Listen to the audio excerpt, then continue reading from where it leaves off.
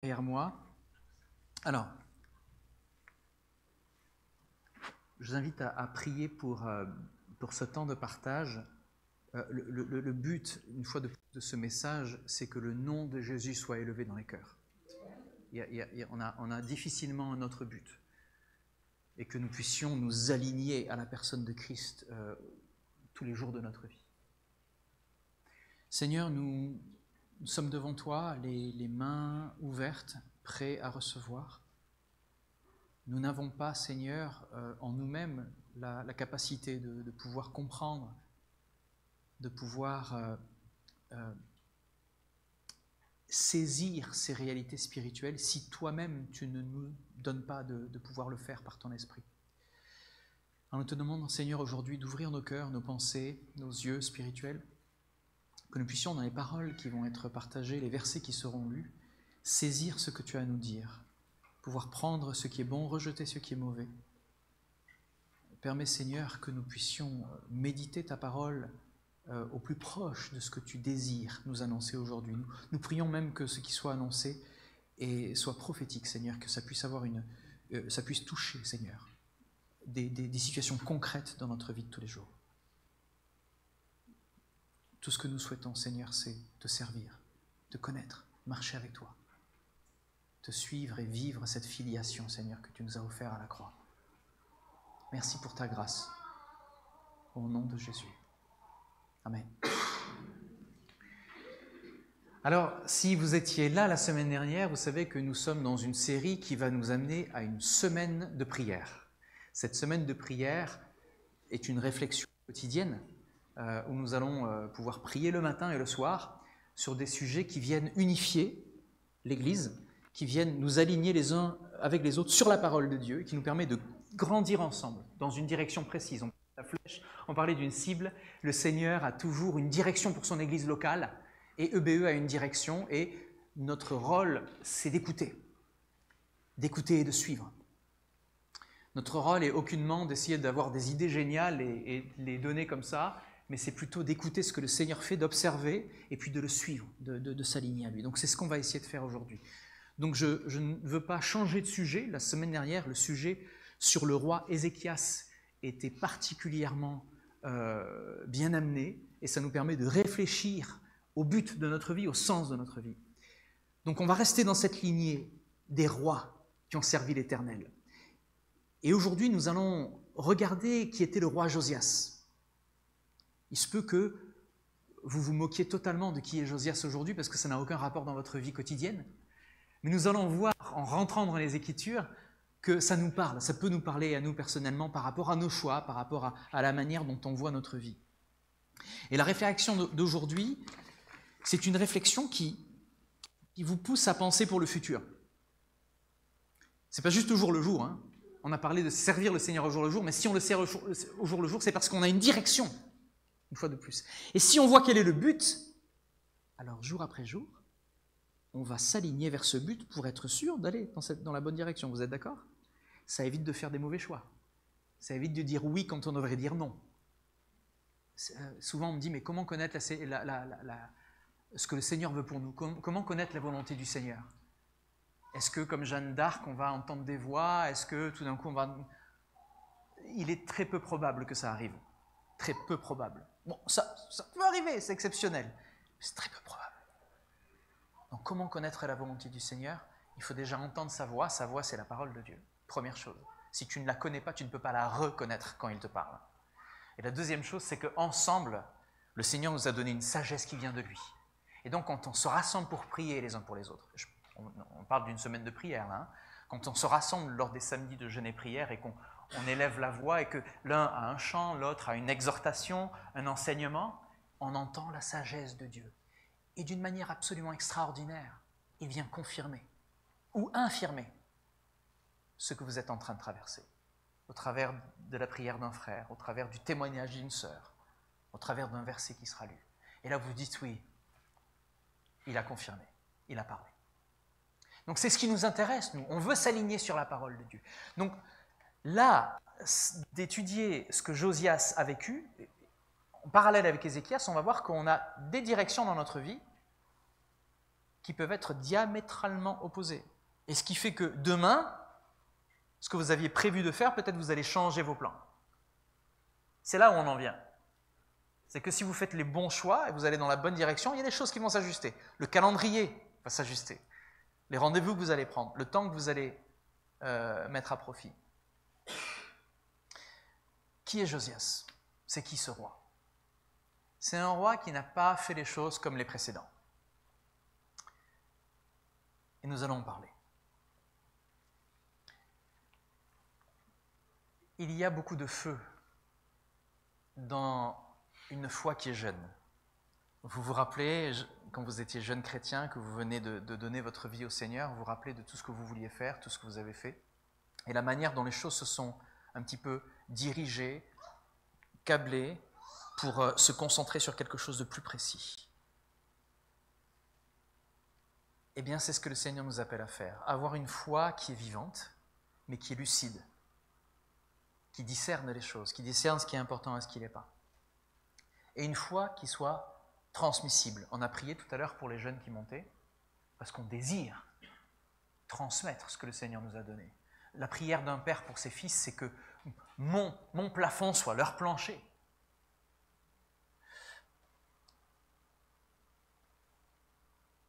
Donc ce feu que le Seigneur nous donne, qu'est-ce qu'on en fait après, quand il vient? Qu'est-ce qu'on fait de ce feu quand il nous prend? Ceux qui n'ont pas connu encore le feu, d'ailleurs, on va prier pour vous. On connaît tous des moments où Dieu nous relève, nous bénit, nous restaure, mais qu'est-ce qu'on fait après que cette grâce allume un feu qui dure? Est-ce que cette foi va souvent s'éteindre dans un confort? C'est ce qu'on observe souvent. Le confort d'une vie rythmée, avec des études bibliques, avec des dimanches où on se voit pour écouter la parole. Et puis on a un petit confort, un petit, tiens, ben c'est bien, on suit un rail, on coche les cases quelque part. C'est bien, on est fidèle, on est là. Mais est-ce que c'est pas s'installer dans une sorte de routine où justement ce feu, petit à petit, descend? Nous avons vu Ézéchias la semaine dernière. Il priait avec ardeur. Il a pleuré. Il a même reçu un miracle. Hein? Le prophète lui a dit, écoute, tu vas mourir, hein, fais tes affaires, c'est fini, c'est plié. Et Ézéchias se met à prier. Et Dieu entend sa prière, ses pleurs. Et Dieu lui donne 15 ans de plus. C'est généreux. C'est très généreux. Pour quelqu'un qui devait mourir dans quelques jours, 15 ans de plus, je trouve ça absolument gracieux. Le Seigneur fait grâce. Donc, on le voit faire ça, puis qu'est-ce qu'on voit faire Ézéchias? Il oublie. Geoffrey nous en a parlé la semaine dernière. Ézéchias oublie, en fait. Il a montré ses trésors au lieu de révéler son sauveur. Vous voyez Ézéchias montrer tout ce qu'il a, tout ce qu'il possède, au lieu de révéler sa relation avec Dieu. Hein. Il a été béni par Dieu, puis il va montrer sa voiture. Non, il n'avait pas de voiture à l'époque. Non, il va montrer les trésors qu'il avait dans le temple, hein, c'est ça? Puis après, Dieu lui a dit, non, on va tout te voler, c'était pas sage, c'était juste pas le truc à faire. Vous voyez le choix d'Ézéchias, c'était un mauvais choix en fait. Il n'a pas pris la bonne décision. Il s'est éloigné, il a eu 15 ans de plus, mais 15 ans où il a fait un peu n'importe quoi. Donc, quand Dieu annonce un malheur futur, en plus, Ézéchias, il dit, bon, de toute façon, il y aura la paix pendant ma vie, donc, allez, ça va, hein. Ce qui se passe après, c'est pas grave. Hein. Est-ce que nous, on cherche une paix personnelle ou un réveil qui est durable, en fait? La question que je vous pose aujourd'hui, la question à laquelle on va chercher de répondre aujourd'hui, c'est ça. Est-ce que tu cherches une paix personnelle, que tout aille bien, que ça roule? Ça va? Ouais, ça roule. Ou est-ce que tu cherches un réveil qui est durable? Aujourd'hui, on va voir que Josias n'a pas cherché son confort, mais qu'il a semé un réveil pour son peuple. Donc c'est ça qui va nous intéresser. Donc mon premier point, c'est que Josias, il a un cœur qui cherche Dieu. On va prendre la parole dans 2 Rois, à partir du chapitre 22. On va lire les 2 premiers versets. Et on peut lire que Josias avait 8 ans à son avènement et il a régné 31 ans à Jérusalem. Il fit ce que l'Éternel considère comme juste, et il a suivi en tout l'exemple de son ancêtre David, sans jamais s'en écarter, ni d'un côté ni de l'autre, ni à droite ni à gauche.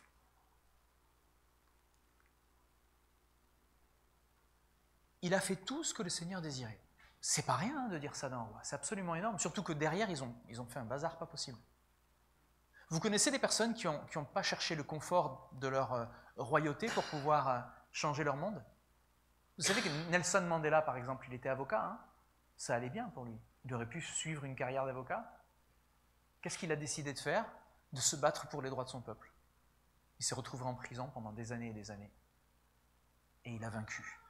Il est resté fidèle jusqu'au bout. Il avait une foi évangélique aussi, hein. On ne le dit pas beaucoup, mais je connais des gens qui l'ont fréquenté et ils m'ont dit on le voyait prier tout le temps. Et cet homme-là a mis à part son corps. Je vous ai parlé de William Wilberforce, vous vous rappelez?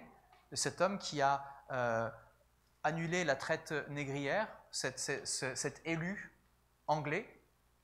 Cet homme-là aussi, il aurait pu continuer le droit. Sa vie aurait pu être totalement tranquille. Non, il a préféré la galère. Et le pire, c'est que c'est un jour avant sa mort qu'il apprend que finalement la loi a été passée. Un jour avant sa mort. Quelle grâce! C'est fou. Ils ont vécu pour ça. Certains ont vu le fruit de leurs efforts, certains ne l'ont pas vu. Beaucoup se sont mis dans l'inconfort dans leur vie pour qu'après leur départ, il y ait des fruits, et des fruits en pagaille. Donc Josias avait 8 ans lorsqu'il devint roi, il fait ce qui est droit aux yeux de l'Éternel, il marcha dans toute la voie de David, son père, et il ne s'en détourna ni à droite ni à gauche. Josias aurait pu être un roi ordinaire, dans un contexte où il y avait un compromis religieux, en fait, il y avait une corruption. Vraiment, je vous l'ai dit, hein, ce n'était pas un exemple à suivre. Mais il a cherché Dieu dès son plus jeune âge. À 16 ans, il se consacre, à 20 ans, il purifie le pays, à 26 ans, il restaure le temple. Il n'a pas perdu son temps, le gars. Hein. À 26 ans, en général, on finit nos études, nous. Puis, ça y est. Qu'est-ce que tu as fait? Ah, j'ai purifié le temple. La grâce, pour lui, c'est pas seulement être sauvé, voyez. C'est pour être transformé et transformé autour de soi. C'est pas juste l'histoire de dire je vais m'occuper de ma vie, essayer d'aller droit. C'est dire j'ai conscience que ma vie a une conséquence dans ce qui m'entoure. Ma famille, mon quartier, mon travail, mes amis. Une réelle conséquence. Et ceux qui sont jeunes parmi nous, je sais qu'il y en a plusieurs aujourd'hui, vous pouvez prier cela dès ce soir. Donne-moi un cœur qui te cherche. Même si je suis jeune, même si tout autour de moi semble faux, donne-moi un cœur qui te cherche, parce que vous pouvez changer les choses. Le Seigneur peut se servir de vous pour changer les choses. Mon second point, c'est que ce n'est pas né juste d'une idée. C'est la parole de Dieu qui a secoué le cœur du roi, secoué le cœur de Josias. Dans 2 Rois 22, à partir du verset 11, lorsque Josias entendit le contenu de livre de la loi, il déchira ses vêtements, puis il convoqua... Alors, faites pas ça, hein, ici. Je sais qu'on est en été, mais c'est une manière, dans le peuple juif, souvent vous entendez ça. Job aussi a déchiré ses vêtements. C'est une preuve, en fait, et il se jette de la cendre dessus. C'est une preuve d'un désarroi total. Voilà. Donc, gardez vos vêtements, s'il vous plaît. Verset 11. Lorsque Josias entendit le contenu du livre de la loi, il déchira ses vêtements, puis il convoqua le prêtre Hilkia, Akiam, fils de Shaphan, Akbor, fils de Miché, Saphan, le secrétaire, et Assia, l'un des ministres. En gros, c'est la grosse réunion gouvernementale. On va changer les choses. On prend autorité. On y va, c'est parti. Et il leur dit, allez consulter l'Éternel pour moi, leur dit-il, ainsi que pour le peuple et pour tout Juda au sujet des enseignements de ce que le livre, on vient de retrouver dans ce livre. Car la colère de l'Éternel est bien grande. Elle s'est enflammée contre nous parce que nos ancêtres n'ont pas obéi aux paroles de ce livre et n'ont pas appliqué tout ce qui est écrit. Il a une révélation. La conséquence d'une distance avec Dieu vient avec un jugement. Un jugement qui est juste, un jugement qui est censé redresser, pas un jugement qui est là pour détruire et te dire « Ah, t'as mal fait ». Non, c'est un jugement qui est censé te dire « On va faire du ménage et on va repartir avec quelque chose de propre. Et il y a toujours ce thème, vous le verrez, c'est un des thèmes bibliques dans l'Ancien Testament et dans le Nouveau Testament, de la Genèse à l'Apocalypse, du reste fidèle. Le reste fidèle. Et c'est là moi, quand je lis ça, je me dis, est-ce que je fais partie du reste fidèle? Je me pose la question. C'est bien de se remettre en question, de se dire, est-ce que je fais partie de ceux qui ne restent pas dans le confort et qui restent vraiment dans les temps de compromis, à être au plus proche de la parole, de le vivre pleinement, sans compromis. Donc la parole secoue le cœur ici. Lorsqu'on lui lit la parole de Dieu, c'était oublié en son temps, hein, Josias s'est totalement bouleversé. Il ne se dit pas, bon, on a déjà fait beaucoup, hein. On a quand même, à 26 ans, j'ai fait ci, à 22 ans. Il ne s'arrête pas là. Il se dit le contraire, il se dit, on a péché. Il ne parle même pas de lui, il parle du peuple. Et il représente le peuple. Il a conscience de ce qu'il porte.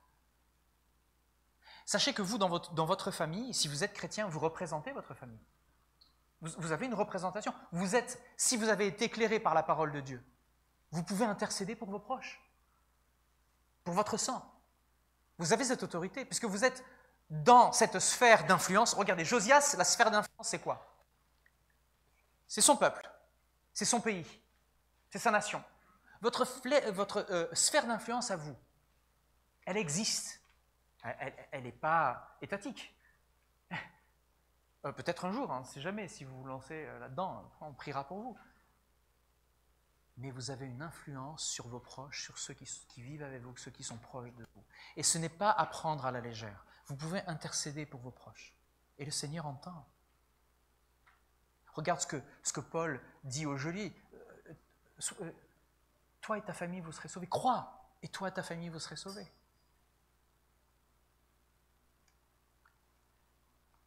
Nous avons péché. Changeons tout. Il aurait pu rester tranquille. Il avait déjà restauré le temple. Il avait déjà accompli de bonnes choses. Mais la parole, une parole révélée. Si vous ne lisez pas la parole, c'est clair qu'il ne vous arrivera pas grand-chose.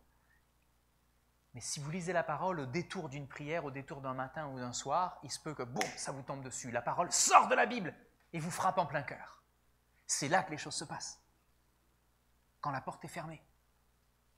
J'ai la tendance à dire, on prie Bible ouverte. Parce que la parole de Dieu est le combustible de la prière. Vous comprenez? On ne prie pas selon ses propres idées, selon ce qui vous traverse la tête. On prie inspiré par l'Esprit de Dieu à la lumière de la parole. L'Esprit vient éclairer ce que la parole dit, elle vient faire sens dans nos cœurs. Vous voyez? Dieu a envoyé le Fils et le Père ont envoyé l'Esprit. Que fait l'Esprit? Il reste discret, il n'est pas là pour être adoré. Mais l'Esprit fait la lumière sur le Fils et le Fils fait la lumière sur le Père. Vous voyez toute l'économie divine? Vous vous rendez compte du sens de l'adoration? Et cet Esprit, où est-ce qu'il vit aujourd'hui? À l'intérieur de chacun d'entre nous. Pour ceux qui ont donné leur vie à Jésus-Christ, baptisés ou en phase d'être baptisés, si vous êtes là et que vous croyez que le Seigneur Jésus est mort pour vos péchés et que vous regrettez, que vous êtes repenti de vos péchés, vous êtes sauvés. Si vous n'êtes pas encore baptisé, c'est une anomalie, il faut qu'on en parle. Parce que c'est ce que le Seigneur nous demande de suivre. Il n'y a que deux choses qu'il nous a dit de suivre. Il nous a dit, baptisez-les au nom du Père, du Fils et du Saint-Esprit. Et il a dit, vous ferez cela en mémoire de moi en parlant de la Sainte Seine, du repas du Seigneur. Donc il y a deux choses qu'il nous demande de vraiment observer. Et il les a fait pour nous. Jésus est passé dans le baptême. Et toi, tu fais quoi si tu n'es pas passé dans le baptême? Jésus lui-même est passé en disant, c'est une bonne chose. Parce qu'il voulait montrer l'exemple. Il ne va jamais vous demander de faire quelque chose qu'il n'a pas déjà réalisé. Et dans toutes vos incapacités, il a dit, t'inquiète pas, je m'en occupe, je l'ai déjà fait. Suis-moi. Suis-moi. Suivez-le dans le baptême, suivez-le dans cette vie où on ingère le sacrifice de Jésus. Le pain, le vin, c'est le corps et le sang. C'est vivre ce sacrifice, vous voyez? Donc c'est un petit peu trop tôt. Je vais parler de Jésus surtout à la fin, mais là je ne peux pas m'en empêcher. Oh, c'est un petit peu mon travail, vous allez dire. Mais cette parole révélée a amené Josias à se repentir profondément. Quel est l'effet de la parole quand vous lisez la parole? Quel est son effet sur vous? Il y a deux manières de lire la parole. Il y a Ah oui, ah oui, tu dis ça. Ah oui, je pense au frère. Là. Il devrait lire ça lui aussi. Ah, ben ça parle de la sœur, là. Tiens, elle devrait le vivre, ça. Allô, pasteur, oui, vous pouvez dire à telle personne, parce que là, ils vivent pas ça, hein. La parole, elle te parle d'abord à toi, mon ami. Si tu prends la parole pour aller taper avec la Bible sur la tête des... Non, c'est pas le bon sens. La parole, quand tu la lis, en fait, elle devrait générer un sentiment de repentance profonde du mérite. Seigneur, tu m'as tellement sauvé, je mérite tellement pas, tu es tellement bon. Ça me donne envie d'aimer les gens comme tu m'as aimé. Ça me donne envie de les bénir comme tu m'as béni. Ça me donne envie de les pardonner comme tu m'as pardonné. Et là, tu appelles pour demander pardon, tu appelles pour bénir, tu appelles pour encourager. Tu vois? Et si tu vois un truc qui ne va pas, il y a une manière de gérer, c'est que tu le vois, donc tu agis. Je peux venir avec toi, hein? Matthieu 18 nous a expliqué tout ce qui se passait. Quand tu vois quelque chose qui ne va pas, tu vas voir la personne qui a péché, tu lui parles. C'est la première chose. Tu n'appelles pas le pasteur. En plus qu'à l'époque, il n'y a pas de pasteur, il y a des anciens. Et les anciens, dans Matthieu 18, ils viennent à la fin de l'histoire, quand il faut régler les comptes. Mais tu liras Matthieu 18, tu verras. Donc une foi vivante ne reste pas tranquille quand la parole la dérange. Une foi qui est vivante, quand la parole vient bouger tout ça, tu ne peux pas rester assis en disant « ouais, ça va, ça roule ». Non, ça ne roule pas. Elle agit, elle réforme, elle planifie, elle change, elle prévoit. Alors on est loin de « je viens à l'église pour recevoir des choses extraordinaires et être béni et de revenir et dans la semaine j'ai du feu partout ». Non, non, on est en train de dire que le Seigneur fait un travail d'un marathonien, pas d'un sprinter. Il fait un travail de fond dans les cœurs, il affine, il prépare. Vous comprenez? Et ça se fait sur le long terme, ça se fait en église, ça se fait ensemble. On ne vient pas avec une idée qui va tout révolutionner, non, on vient avec du feu qui doit être canalisé pour aller tous dans la même direction et frapper ensemble les œuvres de l'ennemi. C'est comme dans l'armée, en fait. Je vous donne cet exemple, je ne sais pas si ça vient de Dieu ou si ça vient de moi, mais dans l'armée, quand il y a un soldat qui sort du groupe et qui décide qu'il va attaquer tout seul un sujet, et qui prend et qui s'équipe, alors il a plein de munitions, il a tout ce qu'il faut, il a été entraîné, il sait tirer, il a tout son attirail, il sait s'en servir, il va chercher les munitions, puis il part tout seul. Il part dans tous les sens, je le sais, je l'ai fait. Et il se fait dégommer. Pourquoi? Parce qu'il ne fait pas partie du peloton, il n'a pas écouté ce que l'équipe avait décidé de faire. Et un soldat qui fait ça tout seul, en général, c'est cour martiale. Et il ne reste pas, hein, parce qu'il a mis la vie de tous les autres en danger. On avait besoin de toi avec nous. Tu es parti faire quoi? On avait besoin de toi avec nous. Tu fais partie de la stratégie de Dieu. Tu vas où?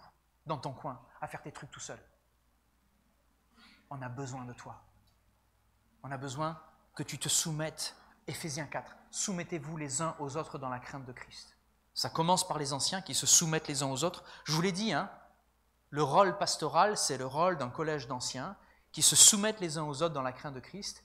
Et ce service qu'il donne à l'Église fait que l'Église et les membres se soumettent les uns aux autres à la crainte de Christ. Et quand tout le monde se soumet les uns aux autres, Jésus est glorifié. Il y a un amour, il y a un pardon, il y a une écoute. Il n'y a pas d'opposition.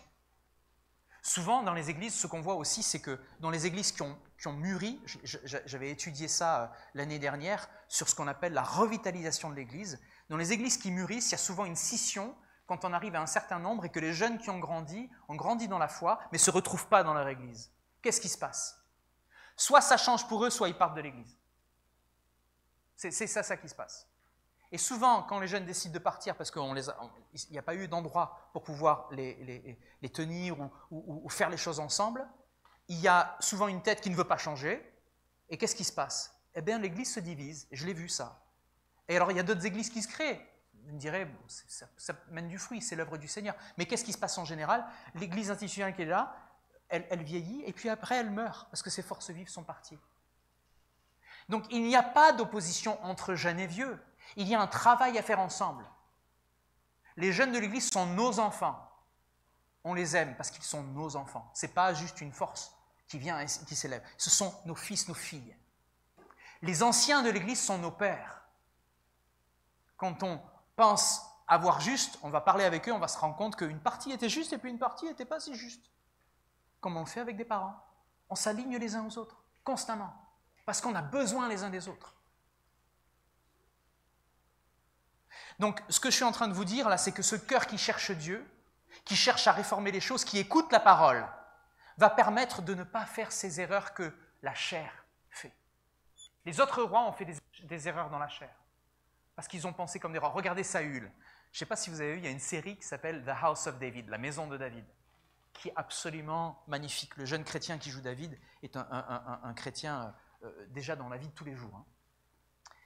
Et on voit la fierté de ce roi. On voit la fierté de ce roi qui se dit, oui, je sais que Dieu m'a donné le fait d'être roi. Mais maintenant que je sais qu'il y a un autre roi qui est oint, qui a été choisi, je ne veux pas lâcher ma place. Je ne la lâche pas. En gros, c'est ça qui se passe. Saül, il sait que son temps est passé, mais il ne l'accepte pas. C'est l'orgueil. Et on va en parler.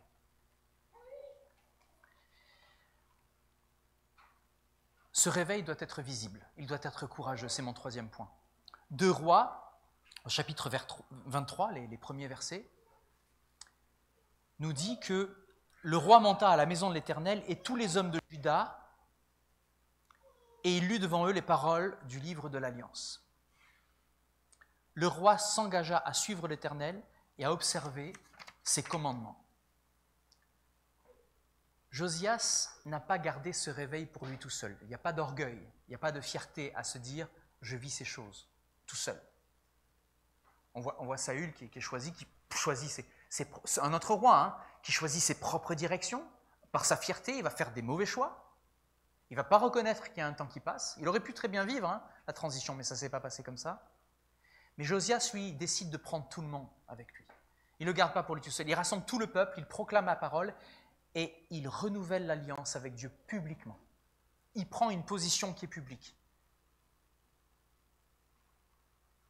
C'est une position qui va changer donc toute sa sphère d'influence. Et qu'est-ce qu'il fait juste après? Eh bien, il met les choses en place. Il détruit les idoles. Il fait cesser les pratiques occultes. Il rétablit, pas n'importe quelle fête, il rétablit la Pâque. Ça vous dit quelque chose? C'est le repas du Seigneur. Il rétablit la notion de sacrifice de Dieu pour payer les péchés. C'est quelque chose, je dirais, de primordial, et c'est déjà une image de Christ qu'il est en train de rétablir. Donc ce réveil personnel, je ne sais pas comment vous le vivez, vous, quand le Seigneur vous parle. Mais ce n'est pas l'occasion de faire quelque chose de son côté, ou d'imaginer les choses tout seul. Ce réveil, c'est un réveil qui doit être collectif. Pour cela, Josias choisit de mettre les choses en ordre, de renverser les idoles, de rétablir la mémoire du salut, de remettre au centre en fait la croix sans le savoir. Hein. Et ça doit se passer dans nos maisons, dans notre église et dans nos vies. C'est dans cet ordre-là que ça doit se passer. Mon quatrième point, et ce sera mon dernier point, c'est qu'il a pensé au futur pour lui-même. Il n'a pas pensé à sa paix. En 2 Rois, au chapitre 22, les versets 19 à 20, on peut lire « Ton cœur s'est laissé toucher ». C'est Dieu qui parle à Josias. « Tu t'es humilié devant moi en entendant ce que j'ai décrété contre ce lieu et contre ses habitants, à savoir la dévastation et la malédiction. Tu as déchiré tes vêtements et tu as pleuré devant moi. De mon côté, moi aussi, j'ai entendu ta prière, l'Éternel le déclare. » Alors faisons juste une pause. Comment est-ce que Ézéchias a vécu, lui? À quel moment il a pleuré? J'ai bien aimé ça la semaine dernière. Ézéchias a pleuré pour lui-même. Et il a eu 15 ans de plus, c'est la grâce. Jésus a pleuré pour nous. Josias pleure pour son peuple. Parce que cette malédiction touche après sa vie. Vous voyez l'ordre des choses?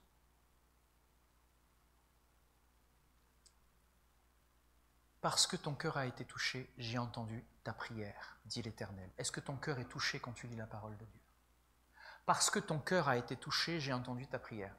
Si tu pries et que ton cœur n'y est pas, tu sens déjà qu'il y a un truc qui est en décalé. Tu sens qu'il y a quelque chose qui est en décalage. Donc, j'aurais tendance à dire, prie jusqu'à ce que ton cœur soit touché. Des fois, on ne sait pas trop comment prier. Des fois, le temps dans la prière prière permet, c'est pour ça qu'on se permet même de faire des jeûnes et prières. Pourquoi? Parce que quand tu te mets à jeûner, tu mets tes besoins physiques de base de côté. C'est quand même important un repas. Certains ne peuvent même pas s'en passer de manière physiologique, certains ne peuvent pas se passer d'un repas, ils tomberaient peut-être dans les pommes et ça irait plus. C'est pour dire combien c'est important. Mais pour ceux qui peuvent faire des jeûnes et arrêter de manger pendant quelque temps, vous allez voir qu'il se passe quelque chose physiquement et spirituellement. Vous allez voir qu'il y a une sorte de... Il y a un seuil où vous êtes... Au début, dans la jeunesse du jeûne, on est omnubilé, on se dit « je pense qu'à manger, je ne pense qu'à ça, je suis un mauvais chrétien. » Je ne pense qu'à ça, je ne suis pas bon, je ne suis pas fait pour le jeûne. Non, t'inquiète pas, c'est normal, ça prend du temps, c'est un entraînement en fait. Quand tu te mets à jeûner, c'est normal que tu ne penses qu'à manger. Ne te sens pas coupable, c'est normal. Mais alors que ton ventre grouille, tu vas te rendre compte que le deuxième jour, tu as moins faim et qu'il ne demande rien parce qu'il a pris un nouveau cycle. Alors ça, moi je ne suis pas docteur, je ne sais pas comment ça se passe. On a des docteurs ici. Je ne sais pas comment ça se passe, mais je sais que ça se passe pour l'avoir vécu. Et dans ce moment où tu as moins faim, ton attention n'est plus sur les mêmes choses. Tu te détaches de ce qui est physique, de ce qui est nécessaire pour vivre. Et ton esprit est tiré vers les choses qui sont plus durables, plus importantes, plus profondes, plus spirituelles.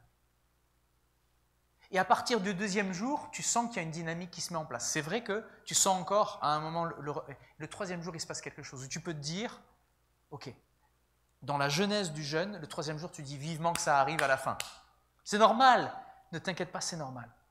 Mais quand tu l'auras fait 2 fois, 3 fois, tu vas dire, ok, on est dans cette phase-là, je la reconnais. La maturité dans le Seigneur et la maturité spirituelle vous permet de voir énormément de choses dans votre manière, dans votre corps se passe. Très récemment, je vous le confie, je suis passé à travers un moment un peu compliqué. Cette fin d'année a amené énormément de travail, énormément d'efforts dans tous les sens, et j'ai eu un moment de fatigue.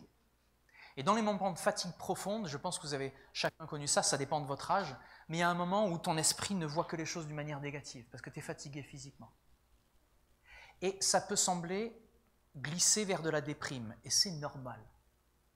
Quelqu'un qui a vécu assez longtemps sait ce que c'est que de déprimer. Si on va encore un petit peu plus loin, on peut aller vers le burn-out. Et si on continue encore plus loin et qu'on reste seul, et que notre vision devient de plus en plus étroite, on est dans un tunnel qui ne nous amène pas dans la bonne direction, les amis. Un tunnel de solitude où tu te dis « j'ai plus de porte de sortie ». Je ne vous dis pas quelle est la fin de ce tunnel, vous pouvez imaginer, je ne vais pas en parler, ce n'est pas nécessaire, mais ce n'est pas une bonne porte de sortie, cette seule porte. Cette routine-là m'a amené à un moment à me dire « je connais les esprits qui m'assaillent, ces esprits d'idées noires, etc. Je les connais, puisque je les ai déjà vécus. Mais quand tu arrives à une certaine maturité, à que tu connais ce que la parole du Seigneur te dit, tu vas le comparer avec tes sentiments, tes émotions, écoutez bien, tes sentiments et tes émotions, parce que cela ne reste que des sentiments et que des émotions, pas une réalité. La réalité, elle est là. La réalité, elle est là-dedans. Elle est dans ce que le Seigneur dit de toi, tu comprends? Et tu ne peux le comprendre et le recevoir que si tu le lis en priant. Pas juste avec ton esprit d'intellectuel ou avec ton dictionnaire ouvert ou ton grec, etc. Il faut prier quand on lit ce livre. Sinon, vous perdez votre temps. Si vous ne parlez pas au Seigneur pendant qu'il vous parle, ça ne sert à rien. C'est que plus de connaissances. Donc, qu'est-ce qui se passe dans ces moments terribles? Tu reconnais ces esprits qui viennent t'embêter. Tu les vois venir de loin. Oh, esprit de dépression, mais oui, je te connais, tu as déjà essayé de venir. Le Seigneur a déjà répondu. La pire des déprimes, lui, il a connu, il était seul à Gethsémani. Il était seul, il a demandé à ses amis qui se réveillent, il n'y avait personne pour prier avec lui. Et quand il se fait arrêter, qu'est-ce qui se passe? Tous ses meilleurs amis, ils se carapatent. Seul, abandonné, en douleur. Tu crois que le Seigneur ne sait pas ce que tu traverses? Tu crois qu'il n'a pas eu aussi, lui, ses sentiments et ses émotions? Mais qu'est-ce qu'il a fait? Il a pleuré à ce moment-là en pensant à toi. À toi. Comment tu réponds à cet amour? Comment tu te positionnes dans cette relation avec ton Seigneur et Sauveur Jésus-Christ? Oui, ta vie a un sens. Ce n'est pas un tunnel étroit où il n'y a qu'une seule porte. Ta vie, il y a plein de portes. Il y en a qui brillent avec de l'or et des diamants dessus, il ne faut peut-être pas les prendre, parce que ça peut être un leurre. Il y en a que personne ne va considérer, mais le Seigneur va te dire, ouvre celle-là, si seulement tu l'écoutes. Tout va dépendre de ta marche avec le Seigneur. Tout va dépendre de savoir si quand tu lis la parole, elle te parle, elle te bouleverse, et tu vas faire des réformes dans ta vie. Tu vas décider de dire, cette porte-là, les jeunes hommes, et les hommes mûrs, et même les hommes mariés, la porte de la pornographie, je la ferme. Je vous parle réellement, hein. La porte des addictions, je la ferme. La porte de l'alcool. La porte je vais oser dire, de scroller indéfiniment sur les réseaux sociaux parce que ça me donne des petits shots de dopamine et j'en ai besoin. Cette porte-là, à un moment, tu vas la fermer. Ne t'inquiète pas, tu luttes avec ça, mais j'ai lutté avec ça. Et Jésus, il serait là, il t'aurait dit, ah, viens avec moi, viens, on va marcher. Laisse tomber Instagram. Alors, je ne dis pas que c'est tout mauvais, hein. Il y en a qui évangélisent sur les réseaux sociaux, c'est très bien, il y a plein de choses, il y en a pour tout le monde. À un moment, il faut savoir juste effacer l'application pendant 1 mois, 2 mois, et en te disant, ok, je fais un break. Il faut savoir équilibrer. Il y en a qui sont ici, qui postent du contenu sur Internet, qui font un travail extraordinaire. Ce contenu, il est fait pour être vu. Voilà, il y en a pour tout le monde. Je ne suis pas en train de condamner toute une génération. D'accord, vous entendez, il y a de l'équilibre dans ce que je suis en train de vous dire. Je suis juste en train de dire qu'il y a des addictions, il y a des pièges, et le Seigneur et les frères et sœurs peuvent t'aider à discerner ce qui est bon, ce qui n'est pas bon, comment modérer, comment avancer. Tu ne vas pas y arriver tout seul. Et si tu penses y arriver juste avec ta propre lecture tout seul, ça ne va pas fonctionner non plus. Qu'est-ce qu'il a fait Josias là? Lorsqu'il a entendu le contenu du livre de la loi, il déchira ses vêtements, il convoqua le prêtre, le secrétaire et un des ministres. Il dit, allez consulter l'Éternel pour moi. Il ne va même pas te dire, écoute, c'est mon histoire, je vais lire ma Bible de mon côté, je vais être révélé tout seul. Il demande à ceux qui sont autour de lui d'aller consulter aussi l'Éternel pour lui. Vous comprenez ce que ça veut dire? Tu ne peux pas t'en sortir seul. Le roi, là, c'est un roi. Il a été oint. Il sait qu'il est le représentant de Dieu sur terre. C'est comme ça qu'un juif roi se voyait à l'époque. Il est le représentant de Dieu sur terre. Eh bien, il ne s'en sort pas seul. Et toi? Comment tu fais? Plus grand que le roi Josias? Hein? Plus grand qu'Ézéchias, Saül? Ouais, ils ont tous, de toute façon, fait des bêtises. Ouais, moi aussi. Mais est-ce qu'ils s'en sont sortis tout seuls? Quand ils étaient seuls, ils se sont plantés. Quand ils étaient à plusieurs, ils ont réussi. C'est pour ça que le psaume dit que quelqu'un qui réussit, c'est quelqu'un qui a beaucoup de sagesse, c'est quelqu'un qui est entouré de beaucoup de conseillers. Donc ne fonctionnons pas seuls. Ne fonctionnons pas à vase clos avec nos propres idées. Excusez-moi, j'ai un discours qui tourne un petit peu en rond, hein, vous l'entendez, il radote Cyril, mais j'ai bientôt 50 ans, donc c'est normal. Et cette réflexion-là, c'est un petit peu une réflexion de quelqu'un qui se dit, mais où il va? Ben, je l'assume totalement. Comment va se finir ma vie? Quand je serai sur mon lit de mort, qu'est-ce que je vais transmettre? C'est un petit peu mes réflexions aussi, je les partage là.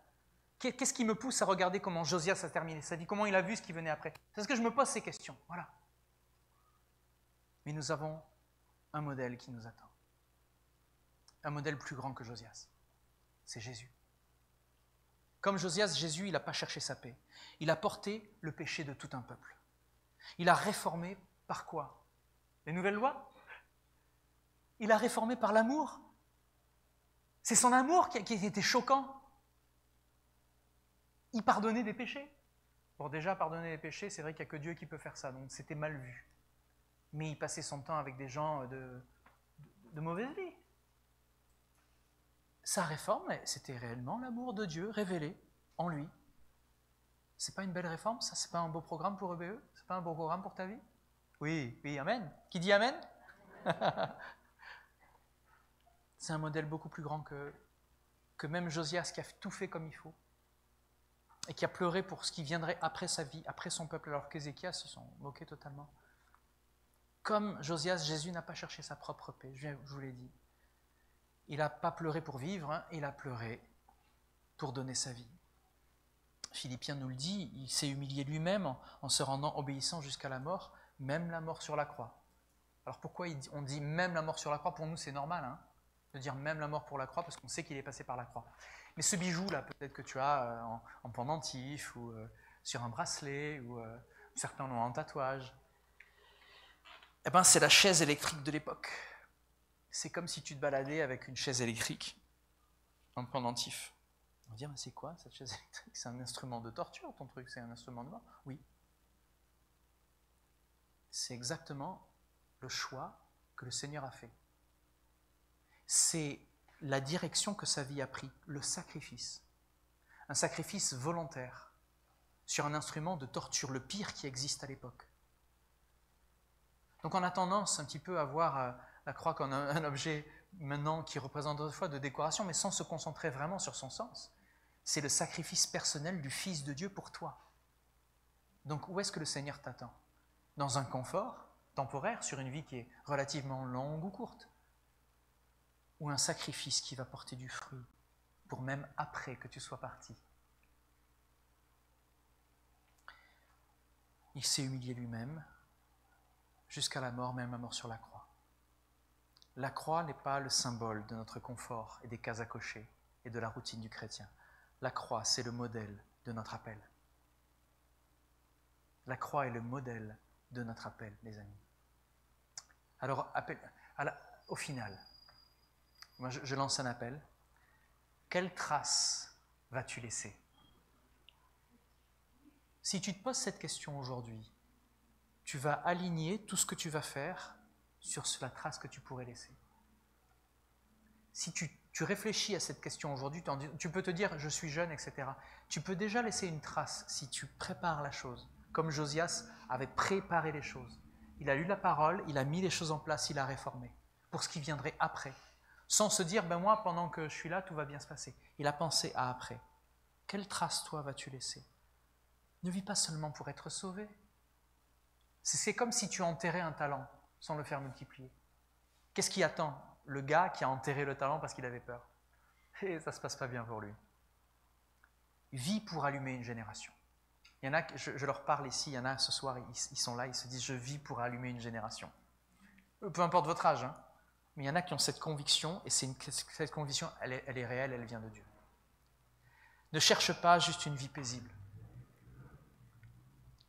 Cherche à laisser un héritage, mais un héritage de feu. C'est quoi? C'est construire une foi solide d'abord pour sa maison. Une foi solide dans sa maison, c'est une foi qui va être à l'œuvre quand on passe le pas de la maison, le pas de la porte. Tu fais entendre la parole dans ton entourage, parce qu'elle vit en toi. Tu ne peux pas t'en empêcher, tu la transpires. Même dans les blagues, tu cites des versets. C'est vrai, hein, même quand on se voit, qu'on est détendu, en mode un petit peu plus confort, on va prendre un repas ensemble, il y a des versets qui fusent, et des fois c'est simplement parce que c'est drôle. Parce qu'ils sont là, tous ces versets, ils sont là dans notre tête. On peut s'en servir pour se battre, on peut s'en servir pour s'encourager, on peut s'en servir juste pour dire, tiens, tu vois, ce verset, il nous parle aujourd'hui. Ça peut être drôle. Sème des braises de réveil, même dans ton église. Souvent, on hésite en se disant, moi, je ne sais pas trop à quoi je sers, mais j'y vais parce que je sais que le Seigneur m'attend là. Mais des fois, la seule chose tu t'assois à côté de quelqu'un avec qui tu n'as pas l'habitude de parler, et cette conversation va changer la direction de la personne à côté de qui tu es. Et tu ne t'en rends pas compte. Pour la petite anecdote, il y a plus de 10 ans de ça, peut-être 15 ans, je ne sais plus, un pasteur est venu, moi j'étais très jeune, et ce pasteur est venu, il a cette aptitude, il s'appelle Pasteur Bill. Pasteur Bill, il est américain. Et il a cette aptitude, quand il regarde un endroit, de dire là il y a un potentiel, là il y a des personnes qui peuvent servir, là il y a tel appel.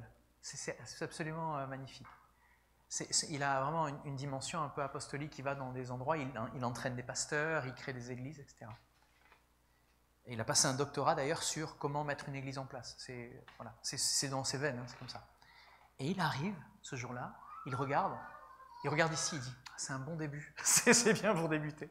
Je me suis dit bon, ça fait des années qu'on est là, mais il dit c'est un bon début. Bon, maintenant on va essaimer, hein, on sort. Hein. Mais il arrive, il regarde, et puis il me regarde, il regarde Glenda, mon épouse, et il dit il y a un ministère pour les femmes ici. Et après avoir dit ça, alors l'église était pleine parce qu'il était venu, il priait, il y avait des paroles de prophétie, il y avait énormément de choses qui bougeaient. Puis il dit à Glenda, il dit à ma femme, va t'asseoir là-bas à côté de cette dame et commence à discuter avec elle. Ce qui n'avait pas été fait auparavant. Donc, c'est une différente Glenda dont je parle d'ailleurs, hein. Ce n'est pas la même personne que vous voyez là. Elle s'assoit avec peu de confiance d'ailleurs dans ce moment-là. Elle se rend compte que la sœur était en train de vivre les mêmes choses qu'elle. Et ce jour-là est né le ministère féminin dans notre Église. Ce jour-là. Il s'agissait d'une conversation de 5 minutes pour se rendre compte qu'il y avait des choses qui devaient être partagées et ensuite partagées avec un plus grand groupe. Puis il y a eu 2-3 personnes, 4, 5 personnes. Et des fois, je sais que vous rassemblez, vous êtes combien des fois? 20, 25? Il y a des week-ends de femmes, il y a des moments où vous faites des moments. Il y a même des femmes qui viennent de l'extérieur de l'église. Moi, je trouve ça absolument extraordinaire. Et c'est pas mérité par un énorme travail, c'est mérité par une obéissance, vous voyez? Donc tu n'as pas besoin de mériter en travaillant comme un malade, tu as juste besoin de dire oui au Seigneur quand il te dit va parler à telle personne. Mais pour que tu puisses l'entendre, il faut que tu arrêtes de penser à toi en te disant je ne suis pas capable ou j'ai pas le niveau, etc. Ta relation avec le Seigneur, ce qui se passe, c'est que il va te montrer que tu es un roi là où tu es. Nous sommes une nation de rois prêtres. C'est-à-dire chacun d'entre nous a une autorité divine et une responsabilité divine. L'autorité d'un roi, c'est celle de pouvoir dire « je représente un règne qui est spirituel et je l'amène dans le naturel ». Et l'autorité spirituelle que tu as, donc le côté prêtre, c'est que tu es légitime quand tu parles de Dieu et quand tu parles du sacrifice de Jésus. Ces deux choses-là te permettent d'agir et de te dire qu'une fois que tu as fait le travail, le Seigneur s'occupe du reste. Tu vois ce que je veux dire? Il ne s'agit pas d'avoir une licence ou un doctorat, il s'agit de dire oui au Seigneur quand il t'appelle. C'est tout ça, tout simplement. Sans te dire je suis capable, je ne suis pas capable. C'est ton Père, il s'occupe de toi. Et c'est un premier pas. Si tu fais ce premier pas, si tu es fidèle dans les petits détails, il t'en donnera beaucoup plus. Vous voyez le principe? Tu arrives avec 2 pains, quelques poissons, et puis il nourrit 5000 personnes. Le Seigneur est comme ça.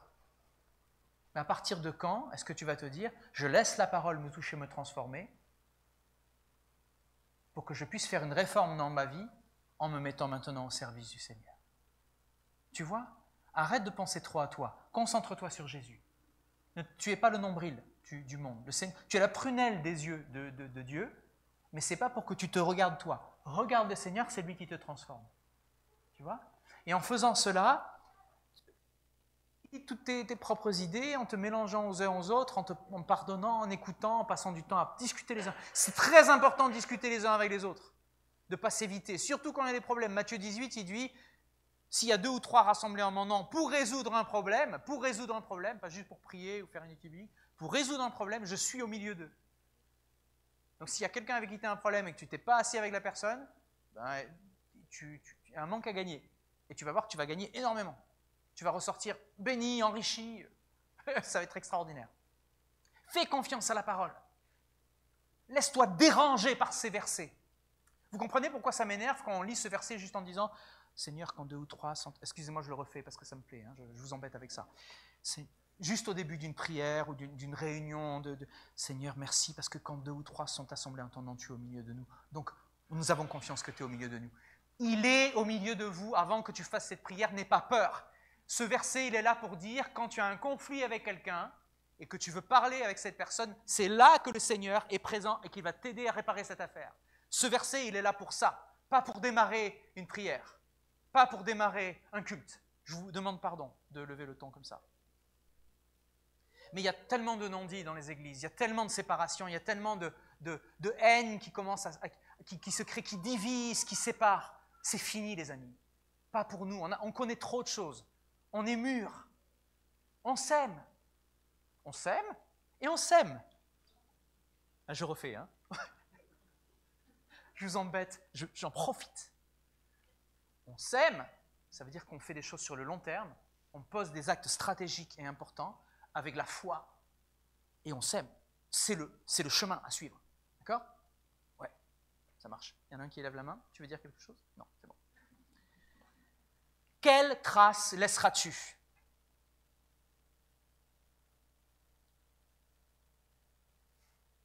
On va prier, les amis, parce que c'est ça qui compte. j'ai failli changer un petit peu en début de prédication. J'ai préparé tout ça, mais mon cœur, pendant qu'on était dans la louange, une louange, vraiment merci à ceux qui font la louange, on avait l'impression qu'on était plus d'une centaine. C'était extraordinaire. Mais le Seigneur me disait, ouvre Ecclésiaste. Et j'ai lu, pendant qu'on la louange, je lisais Ecclésiaste. Ça semble rien avoir avec Josias.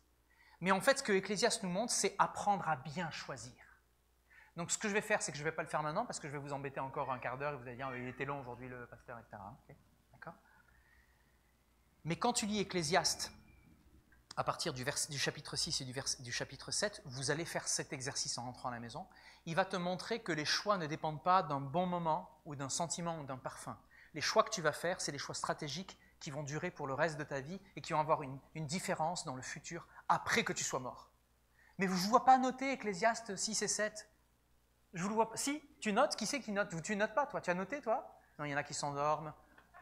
Bon. Seigneur, aide-nous. On va prier. Hein. On va prier. Ah, je vous embête, j'en profite. Hein. Excusez-moi. Hein. Si quelqu'un ne vous bouge pas, qui va le faire ? Seigneur, bouge-nous. Bouge-nous, Seigneur, comme tu as bougé Josias.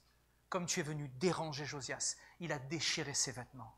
Seigneur, que nous soyons dans le même esprit d'urgence, le même esprit de fardeau, de se dire que le temps est court, que la vie est courte, que tu nous as donné des responsabilités importantes et que tu nous as donné une capacité qui dépasse notre entendement.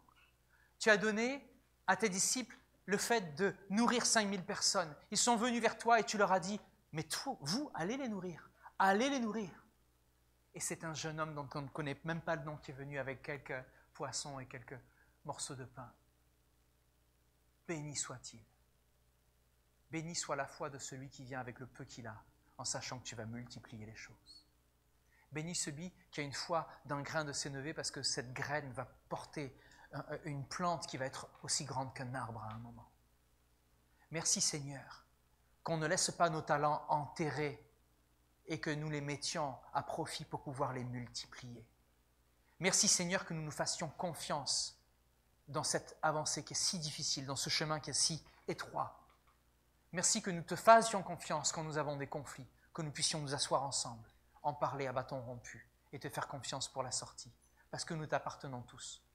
Nous sommes frères et sœurs. Nous sommes père, mère, fils et filles. Nous sommes de la même famille.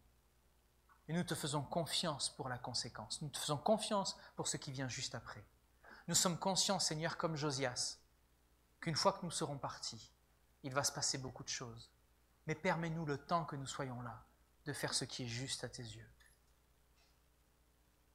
pour pouvoir laisser ton parfum, pour pouvoir laisser un héritage, pour pouvoir bénir des familles et leur descendance, une nation ici que tu nous as confiée, ici en France. Te demandons, Seigneur, de continuer de nous rendre sensibles à notre assemblée, à l'importance de nous rassembler pour prier, pour nous écouter les uns les autres, pour que ces non-dits n'aient plus aucun droit, pour que ces frustrations se dissouent dans ton amour. Sois englouti, Seigneur, dans ta résurrection.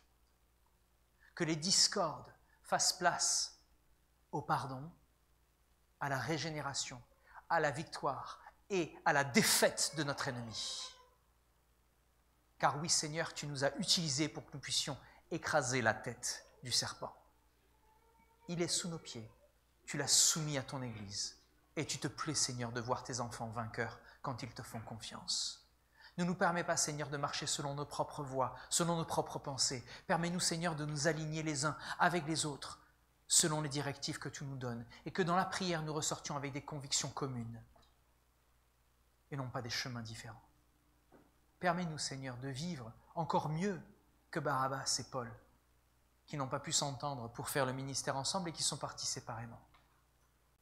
Permets-nous, Seigneur, de nous mettre à genoux devant toi, de nous lever ensemble d'un même corps, d'un même esprit, pour que nous puissions te servir avec puissance, avec impact, parce que tu nous as appelés à cela, Seigneur. Tu ne nous as pas appelés au confort, tu nous as appelés à changer des générations, changer un pays.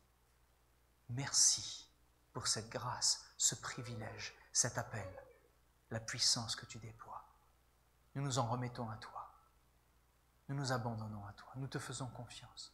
Nous te remercions pour ta grâce, au nom précieux et puissant de notre Sauveur et Seigneur Jésus-Christ. Amen.